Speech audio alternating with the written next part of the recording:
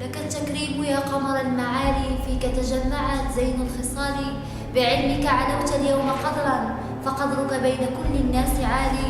فعذرا يا ربة الأجيال، عذرا بحقك لن يفي اليوم مقالي.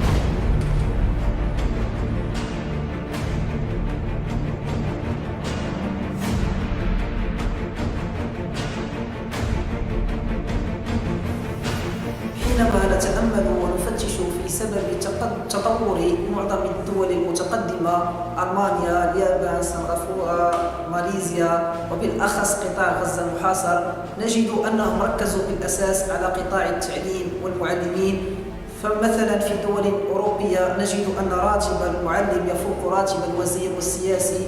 أما معظم دولنا العربية الإسلامية سبب تخلفها وانسلاخها عن مبادئها يعود بالأساس إلى تهميشها ولا مبالاتها بقطاع التعليم والمعلمين.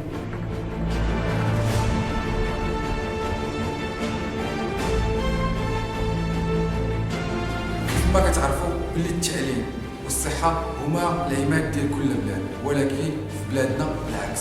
واخا الزحام والخصاص الكبير اللي كاين في المدارس وعدد الاساتذه قليل وبزاف ديال الاساتذه يخرجوا تقاعد، الا ان الدوله دارت واحد مرسومين كيضربوا الوظيفه العموميه وكاع قلصوا عدد الاساتذه اللي غيدخلوا القرايه.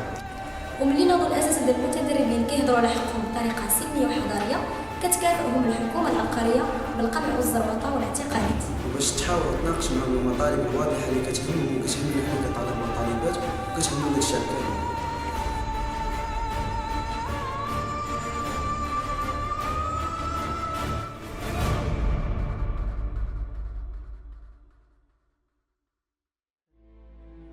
A teacher is a noble model to look up to. A teacher affects eternity. Our teachers are worth of all the respect and gratefulness we could possibly offer. There is no way it could be expressed by violence. How can we even imagine that a policeman slaps the one who helped him reach his place? Is that acceptable? Is that a war? No, I don't think so.